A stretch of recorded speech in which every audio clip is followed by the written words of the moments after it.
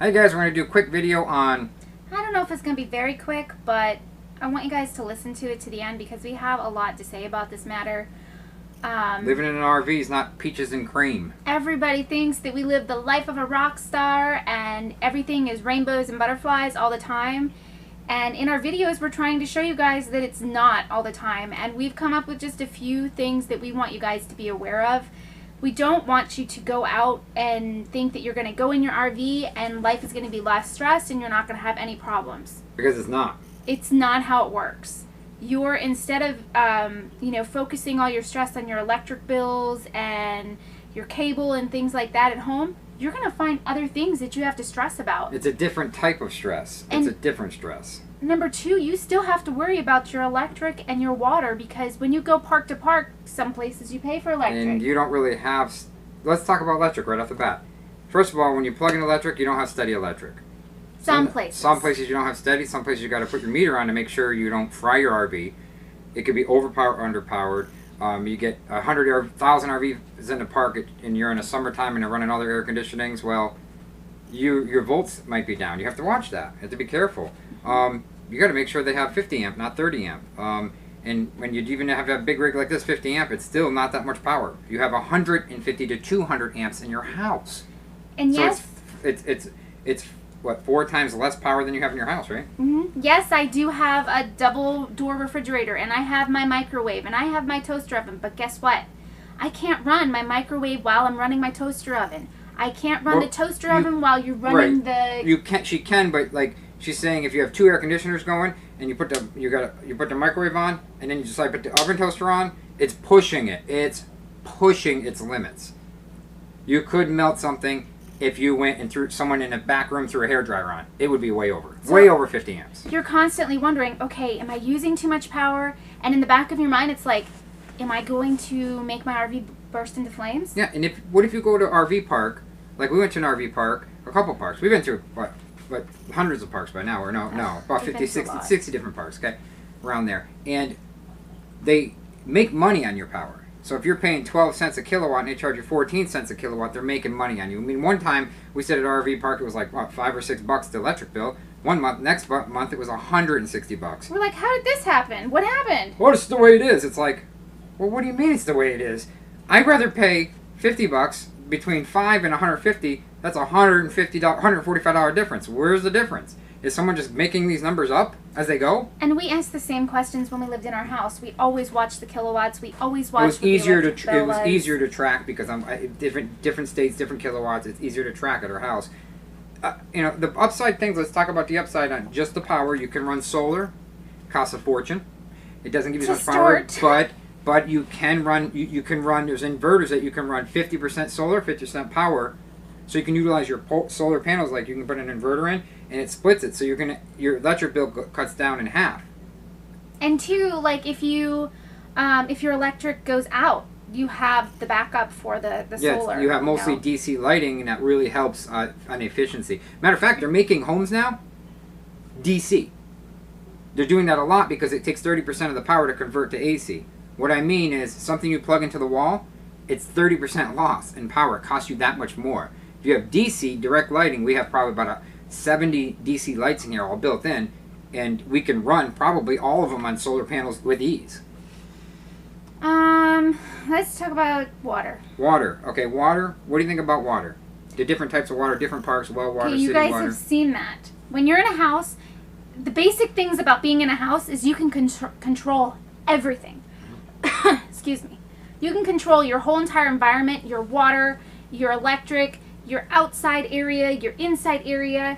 We can't control our outside area. And for as much research as we do on finding the parks and what they have available for us. In some parks we pay a lot of money to be in, and the water's like well water, and it stinks like rotten eggs. So when we would leave the house and we would go on a vacation or go out for a week or whatever with the RV, we would fill a bunch of waters up so that we didn't have to worry about the water in the parks and things like that. Unless you're taking a shower, basically you can take a shower with water and you're just fine. But you say filling them up. Most people go to Publix or Walmart or whatever, and they go ahead and they buy bottled water, and they buy cases and cases of the bottled water, which gets super expensive. And it's a super heavy weight to lug around. and you're constantly going back and forth, wasting fuel, trying to find water, and you're drinking different brands of water constantly because you're in a different state or a different city. You didn't have that type of water there. And That's why you know, reverse osmosis. reverse osmosis is great for your RV, but the problem is it's a lot of money to install. Unless you're a do-it-yourselfer, and not many people are, to be honest with you, to put an RO system in. I'm a real do-it-yourselfer. I'm like extreme. And I had trouble putting it in because I'm like, do I drill through my new countertop? Is it granite? What kind of counter? I was like, holy cow, just to put the spigot in. And it was a lot to learn. I had to learn about it just to put it in. So, yeah, it didn't cost me anything. It cost me $150 to install the whole thing, but it was a lot of time. It took us like 2 weeks. It took us a while, and that's yet another stressor. So if you were at your house and you were stressing about the water system or the electric or something that's going on, more stress, and you guys just decide to get in your RV and go, we can't do that anymore. It's not as easy as you think, guys. I'm telling you. We get a lot of emails, and believe me, we appreciate the comments, and we want you to bring them back more comments, especially in this video. And we've also, there's been times where I've been so stressed out and freaking out and just nervous that I actually wanted to rent a hotel room to just get away from the stress. So honestly, everybody just thinks that RV life is so free and willy-nilly and you can go anywhere you want. You can't go anywhere. So we just keep saying this because we get so many emails saying, you guys got it made, you guys got the life, you live like rock stars. We don't! No, we don't. I was just watching this awning as we're doing this video, and like 2 gallons of water just poured off it, and I'm worried about it going on our new lawn chairs because it just went everywhere. It's like it made a mess just now. It's a gallons of water dumping off because of the air conditioner. It got caught in the awning. So there you go. There's a worry as we're doing the video. He is a worrywart, number one. But when you add all these extra little things, that when you know you have a house that's safe and you have an area that's safe for you and your family, your dogs. You know that, where your grocery store is that has the cheapest food for you guys or the best food for you. You know where your doctor is. You know where the hospitals are. But to me, those things you don't have anymore. The good point is it's not boring. It's not being in a house, same doctor, you look at the same people every day. It's like, ugh. But if you have a medical issue like I have, you do need to have a doctor. And there are a lot of people that have kids that have issues or dogs that have issues or they themselves have issues. And a lot of people think they're just going to slap 3 kids in an RV. That's Good luck with that. Well, it could happen. There's people that do it, but it's rough. And maybe you guys stress way less than we do. We stress about a lot of things, and we like nice things, and we like nice areas. So, I don't know. Maybe other people don't stress as much as we do. What else we got on there? Moving from spot to spot. Yeah, that's an all-day ordeal. All day.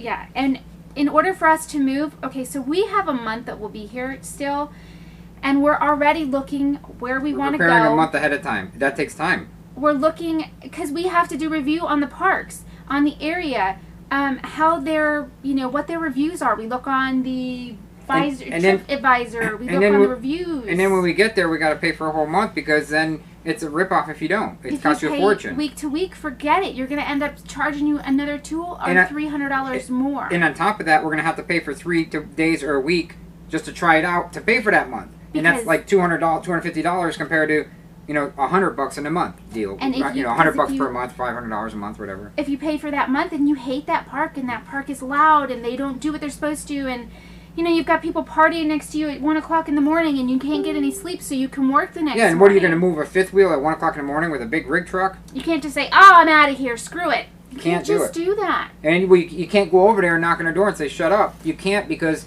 then what if they're drunk and they come out and key your entire $80,000 rig? Or even $10,000 rig that you worked really hard for, that you still have a loan for it on, and now it's keyed. Now you got a full-time rig, you got to bring in a shop for 3 weeks to paint it.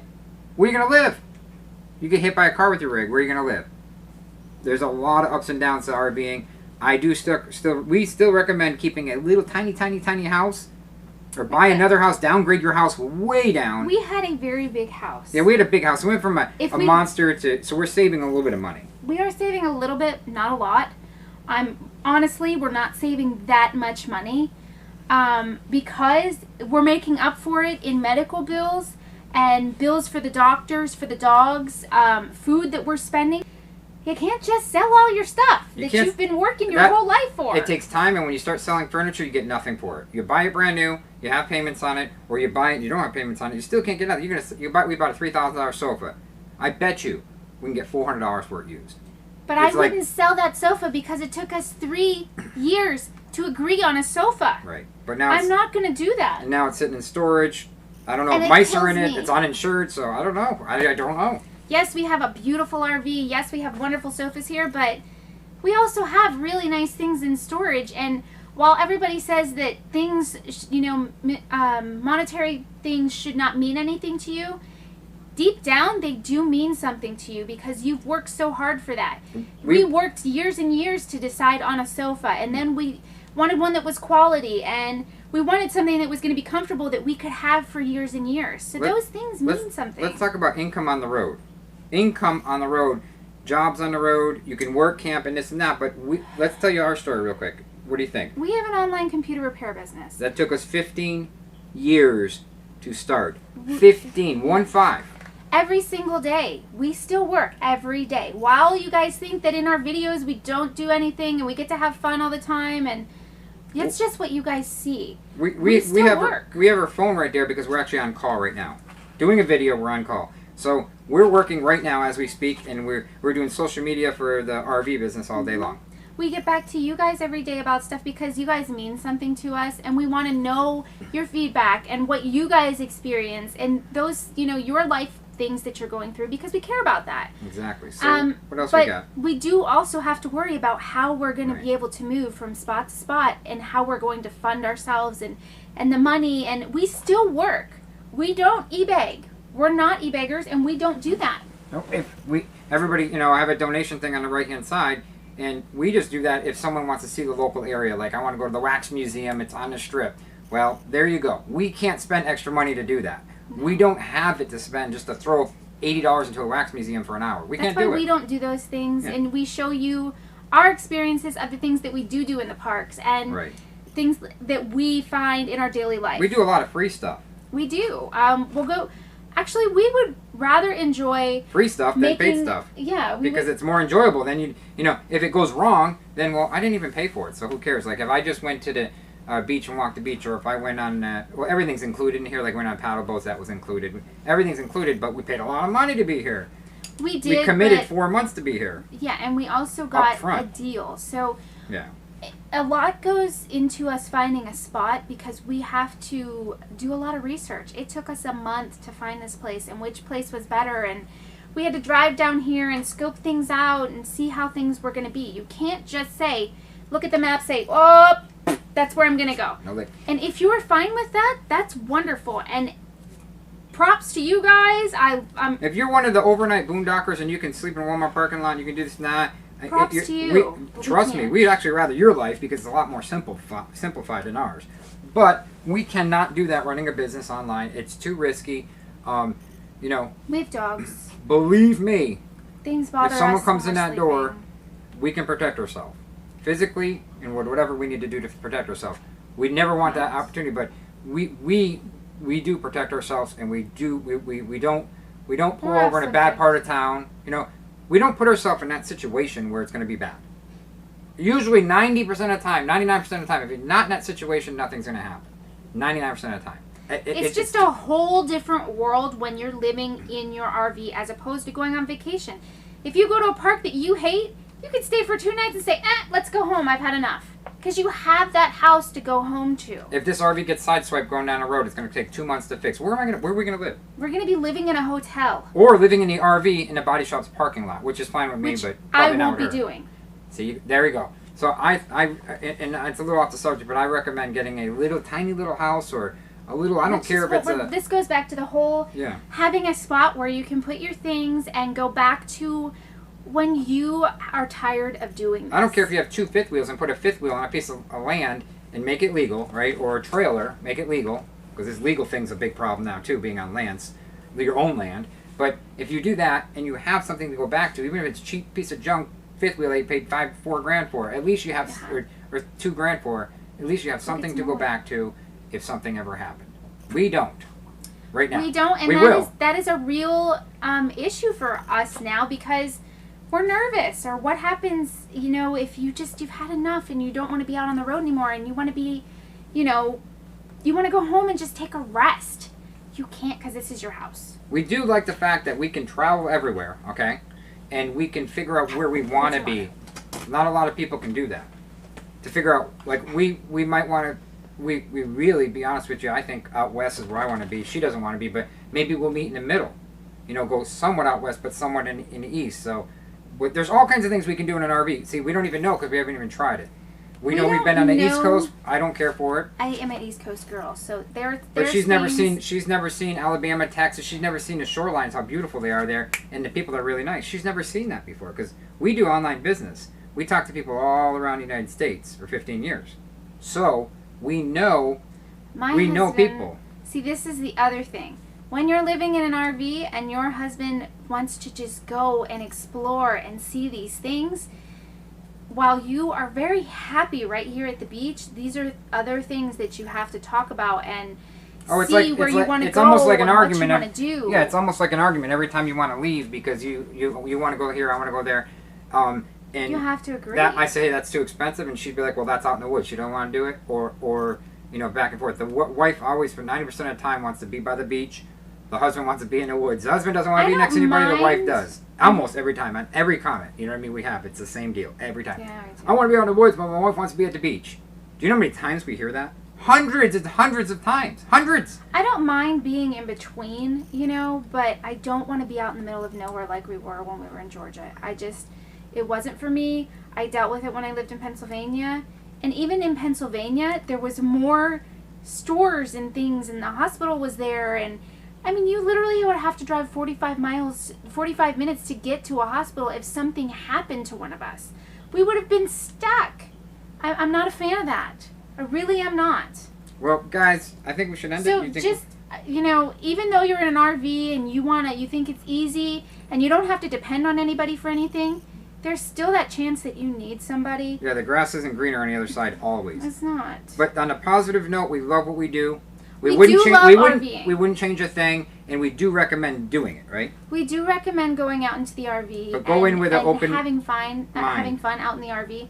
But we do, like he said, have an open mind and do understand that you are going to deal with those stressors, those same stressors that you're dealing with at home.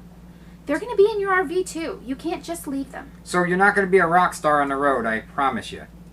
We're definitely not. Unless you got millions of dollars and you can just flaunt money everywhere, then maybe you will be a rock star on the road. Then you can, if you're the 1%er, 1% out of billions of people, if you're the 1%ers, okay, and you have all that money to throw around, buy 3 RVs, whatever you want to do. Most 99.999% of people cannot do that. We're that's not rock it. stars. And you guys, you know what? Oh, the other thing, dirt. Dirt coming in. Most of the time, I forgot about that. We haven't been on pavement once, I don't think. Maybe one time. Everything's been grass and dirt. Tracking in your RV. I literally, once a week, maybe sometimes twice a week, depending on how many people are leaving the park. Dust everything. I have to dust. There's so much dust everywhere. The bathroom gets cleaned almost every single day because of the dust everywhere. It's because people are leaving and they're driving past your RV, and if you leave your door open, guess where it's coming? It's coming in your RV. And so it's a dusty, dirty mess, guys. And you know what? Ready to end the video? Yeah. Okay, what we're going to do is this. We want you to sign up to our Facebook page. It's /The It's a group. It's facebook.com/The It's a group we have. Look for it. Please hit the like button on that. And subscribe to our channel if you're new. Subscribe. I promise you we will help you out. We'd like to get more subscribers to help people out, and it grows our channel. We do appreciate that. What bothers us the most is that there's a lot of people out there that do what we do, but they don't show the extra stresses and things, and people jump into it. We show you both ends. Then they get stuck. Right, exactly. You know, we want you to know that it can be fun, but it can also be stressful and nervous. Exactly. So you guys know what to do. Like us and share us. You know you'll find us funny.